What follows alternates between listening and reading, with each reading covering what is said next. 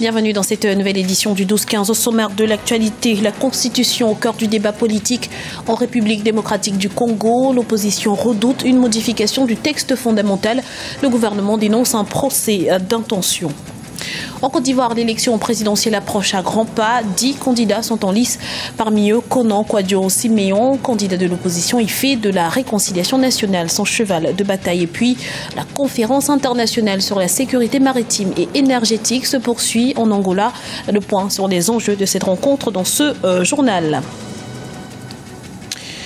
Mais avant de développer ces titres, le procès du lynchage de Nosibé se poursuit à Madagascar.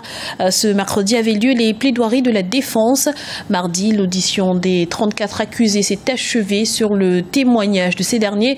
Tous ont plaidé non coupables. Rappelons qu'ils sont poursuivis pour séquestration et assassinat de 2 Français et d'un Malgache. En octobre 2013, ils risquent la prison à perpétuité. En République démocratique du Congo, l'idée d'une éventuelle modification de la Constitution mobilise l'opposition politique.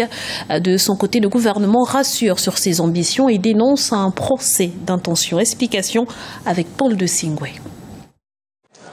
L'opposition congolaise mobilisée contre une éventuelle modification de la Constitution. Après le dépôt à l'Assemblée nationale d'un texte portant sur l'organisation d'un référendum le 26 septembre, l'opposition congolaise est inquiète et s'active pour empêcher cet acte qu'elle juge anticonstitutionnel. Il y a des choses dans notre pays qui se sont passées où les Congolais ont accepté l'inacceptable et défendu l'indéfendable. Donc, il est grand temps maintenant que nous puissions amorcer justement la trajectoire qui va nous conduire vers une alternance politique et que nous puissions fournir à notre jeunesse tout de même une culture du respect des textes et surtout de la Constitution. Le calendrier électoral inquiète également l'opposition congolaise. Dans ce pays d'Afrique centrale, 7 scrutins sont prévus avant la fin d'année 2016. Face au retard accusé par la CENI dans l'exécution du calendrier électoral, l'opposition congolaise craint que le report d'un de ces scrutins entraîne le report cette fois-ci de la présidentielle.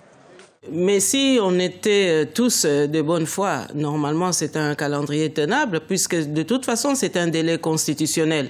Cela a été rédigé dans nos textes et donc aujourd'hui il est grand temps que nous puissions cultiver la culture du respect des textes et surtout de ne pas violer notre Constitution. Face à cette mobilisation de l'opposition, le président Joseph Kabila a pour sa part dénoncé un procès d'intention. L'élection présidentielle est prévue en 2016 en République démocratique du Congo. La Constitution congolaise interdit au président de la République d'exercer plus de 2 mandats. Candidat indépendant à la présidentielle du 25 octobre 2015, Konan Kwadwo-Siméon n'est pas méconnu des électeurs ivoiriens et tout comme la plupart des prétendants à la magistrature suprême, il dénonce les conditions d'organisation de ce scrutin. Deogracias Podo. Malgré un faible score, moins d'1% des suffrages exprimés lors de la présidentielle de 2010, Konan Kwadwo-Siméon, alias KKS, s'est engagé pour une nouvelle fois dans la course à la magistrature suprême de la Côte d'Ivoire. Ce dernier estime surtout qu'aucun projet de développement durable ne pourrait prospérer dans le contexte sociopolitique actuel. Il en veut pour preuve la division de la classe politique ivoirienne et même de la société civile ou encore le bilan du président sortant, Alassane Ouattara, qu'il juge décevant. J'estime que le bilan du président Alassane Ouattara concernant la coexistence pacifique, la cohésion sociale, donc la réconciliation nationale est un échec. La réconciliation est à la fois économique, sociale et politique. J'ai pensé que la société civile dont je suis membre devrait apporter sa contribution, donc ma neutralité, mon indépendance, mon impartialité, parce que la réconciliation est question d'impartialité et d'indépendance. Candidat indépendant à la présidentielle du 25 octobre, KKS insiste sur les bases de l'unité nationale. Pour lui, la réconciliation n'est plus une option. Il s'agit désormais d'un passage obligé pour garantir une paix durable en Côte d'Ivoire. Mais déjà faudrait-il que certaines conditions soient respectées en ce qui concerne ce scrutin présidentiel, comme l'a aussi réclamé Essi Amara, l'un des 10 candidats ayant suspendu sa participation au scrutin. Je ne crois pas que les conditions soient totalement réunies, car je crois que cette CEI est totalement déséquilibrée.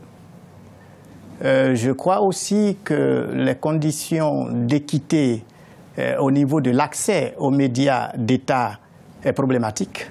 Nous sommes là dans une situation qui n'est pas trop différente de la situation de 2010. C'est pour ça que je parle de consensus minimum de tous les acteurs et notamment de tous les candidats pour aller à cette élection. Aux côtés d'autres membres de l'opposition, Konan Kwadjo Siméon avait manifesté le 28 septembre dans la capitale ivoirienne pour exiger la dissolution de la commission électorale indépendante. Cet appel ne semble pas avoir été entendu par les autorités. Jeudi 1er octobre 2015, le gouvernement a décidé d'allouer une enveloppe de 100 millions de francs CFA pour soutenir chaque candidat. Une aide financière que Konan Kwadjo Siméon a rejetée. Autre élection au cœur de l'actualité, c'est la présidentielle guinéenne qui aura lieu ce 11 octobre 2015. Sachez que vous pourrez suivre ce soir à partir de 19h GMT sur notre antenne et en direct de Conakry, une édition spéciale Face à nous consacrée à ce scrutin avec le président Alpha Condé, présenté par Constant Némalé en compagnie de Marie-Angèle Touré, Babylas Bouton et Thierry Ngongong. Dans le reste de l'actualité, dernière journée ce jeudi du Forum sur le lait en Afrique de l'Ouest qui se tient à Nouakchott en Mauritanie, organisé par les ONG Centre d'études rurales et agriculture internationale et l'Association mauritanienne pour l'autodéveloppement.